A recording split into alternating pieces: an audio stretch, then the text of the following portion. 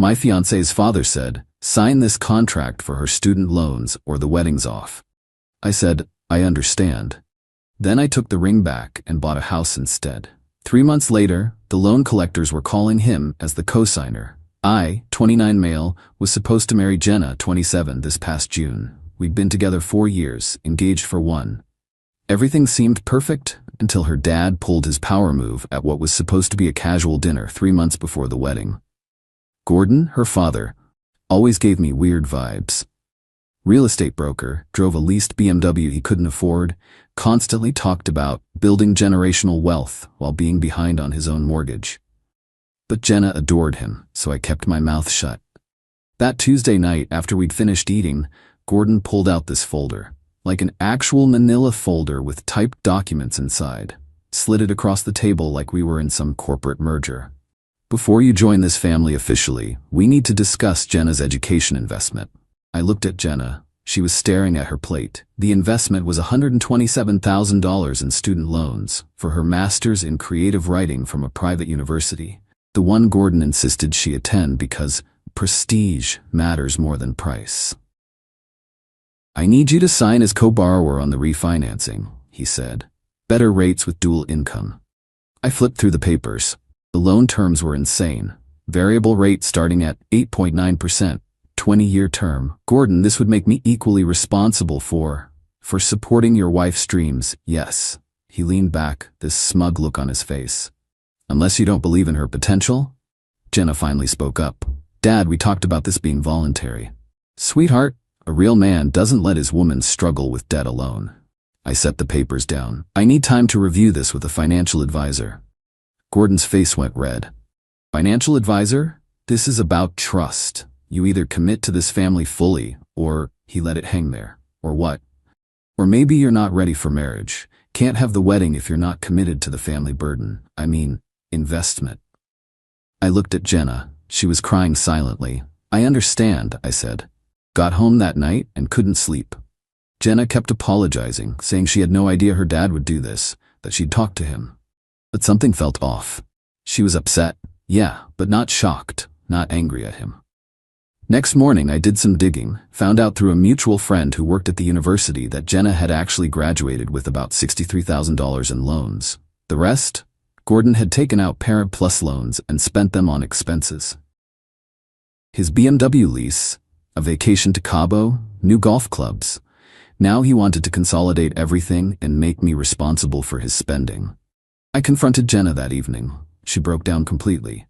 "I didn't know how to tell you. He said he was helping with living expenses, but I found out later he was using it for himself.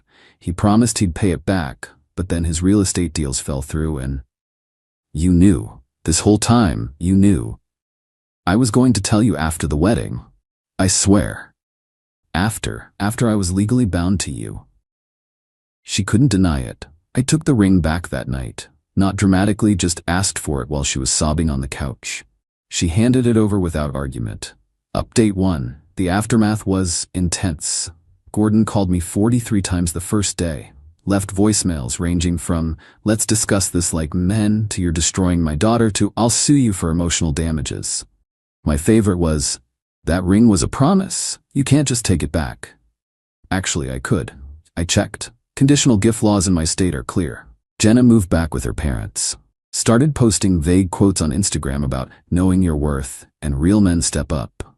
Her mom, Diane, commented on every single one with prayers hands emojis. But here's where it gets interesting. Remember I mentioned saving for the wedding? We had a budget of $35,000. I'd saved $26,000 of it. Jenna was supposed to contribute the rest, but kept having unexpected expenses. That money was sitting in my savings account untouched. Gordon knew about it. He'd made comments about how wise I was to save so aggressively. 5 days after the breakup, he called from a different number. I answered, "Listen, I may have been harsh. Let's compromise.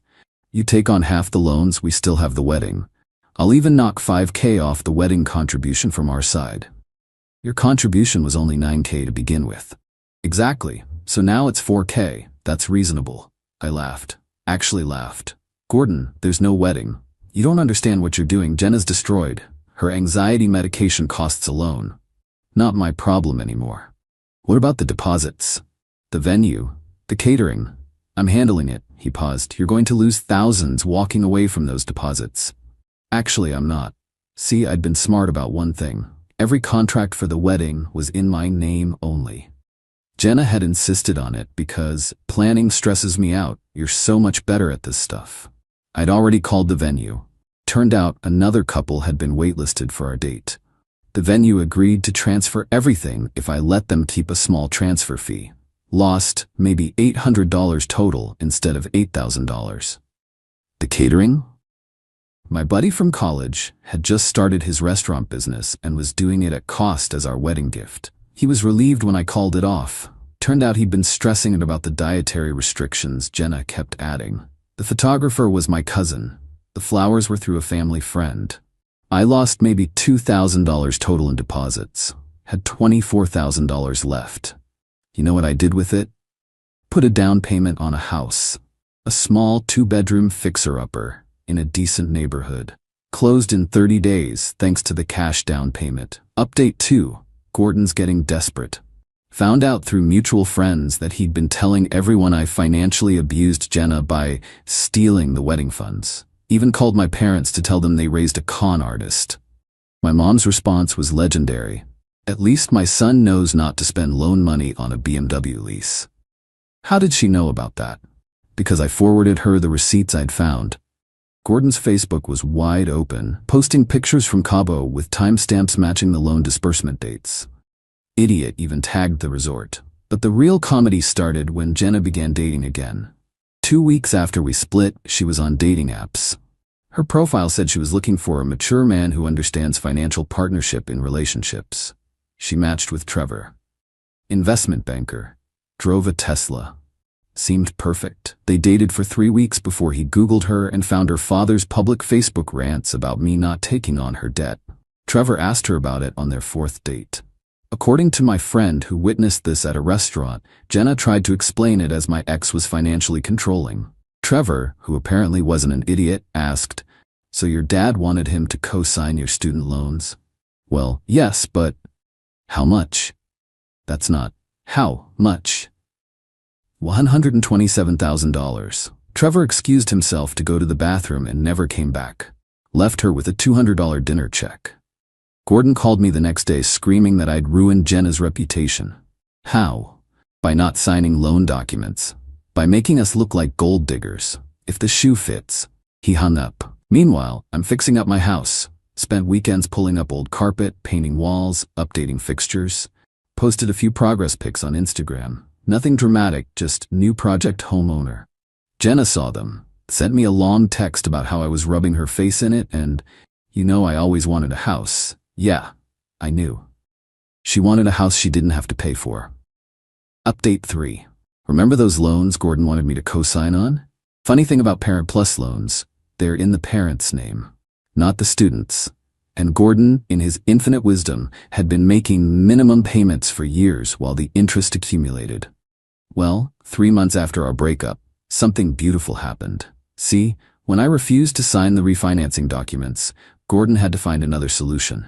His original plan was to consolidate everything into a private loan with better terms using my credit score and income. Without me, he was stuck.